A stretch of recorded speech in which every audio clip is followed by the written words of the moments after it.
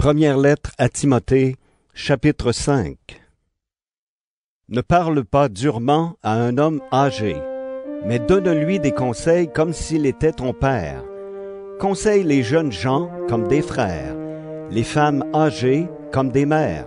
Conseille aussi les jeunes femmes comme des sœurs, en toute pureté. Prends soin des veuves, de celles qui sont vraiment seules. Mais si une veuve a des enfants ou des petits-enfants, il faut qu'ils apprennent ceci. C'est d'abord eux qui doivent s'occuper de leur famille. De cette façon, ils rendront à leurs parents et à leurs grands-parents ce qu'ils ont reçu d'eux. Voilà ce qui plaît à Dieu. La veuve qui n'a personne pour s'occuper d'elle et qui reste complètement seule a mis sa confiance en Dieu. Jour et nuit, elle prie et supplie Dieu sans cesse. Mais la veuve qui cherche seulement son plaisir, elle est déjà morte, même si elle paraît vivante. Voilà aussi ce que tu dois rappeler aux veuves, pour qu'on n'ait rien à leur reprocher. Si quelqu'un ne s'occupe pas de sa famille, surtout de ses parents les plus proches, il a rejeté la foi. Il est plus mauvais qu'un incroyant. Au groupe des veuves, inscris seulement une femme qui a au moins 60 ans. Elle doit s'être mariée une seule fois. Il faut qu'on la connaisse pour tout ce qu'elle a fait de bien. Elle a élevé ses enfants, elle a bien reçu ceux qui venaient chez elle, elle a lavé les pieds des chrétiens, elle a aidé les malheureux, elle a fait toutes sortes de bonnes actions. Mais n'inscris pas les veuves qui sont jeunes.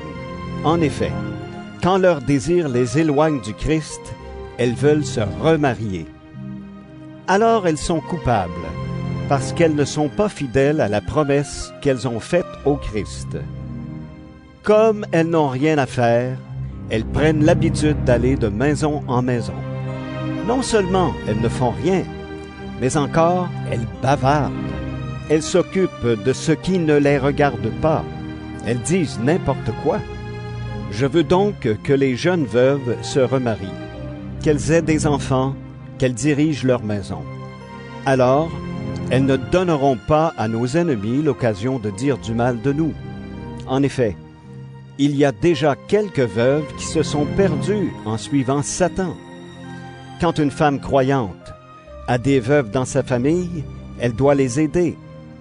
Ainsi, l'Église n'aura pas à s'en charger et elle pourra aider les veuves qui sont vraiment seules. Quand les anciens dirigent bien l'Église, ils méritent de recevoir un salaire double.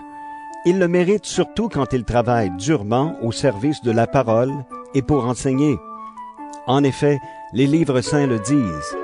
Quand le bœuf travaille pendant la récolte, ne l'empêche pas de manger les épis. Et encore, l'ouvrier doit recevoir un salaire. Il faut 2 ou 3 témoins pour accuser un ancien. Sinon, n'accepte pas qu'on l'accuse. Fais des reproches devant tout le monde à ceux qui commettent des péchés. Alors les autres aussi auront peur de mal faire. Voici ce que je te demande avec force devant Dieu, devant le Christ Jésus et devant les anges de Dieu. Respecte tout cela sans être injuste, sans faire de différence entre les gens. Ne te presse pas de poser les mains sur la tête de quelqu'un. Ne participe pas au péché des autres. Toi-même, garde-toi pur. Ne bois pas seulement de l'eau. Prends un peu de vin à cause de ton estomac, puisque tu es souvent malade. On s'aperçoit tout de suite des péchés de certaines personnes avant même de les juger. Au contraire, chez d'autres, on s'en aperçoit seulement plus tard. Les bonnes actions, elles aussi, se voient tout de suite. Même celles qu'on ne voit pas tout de suite ne peuvent pas rester cachées.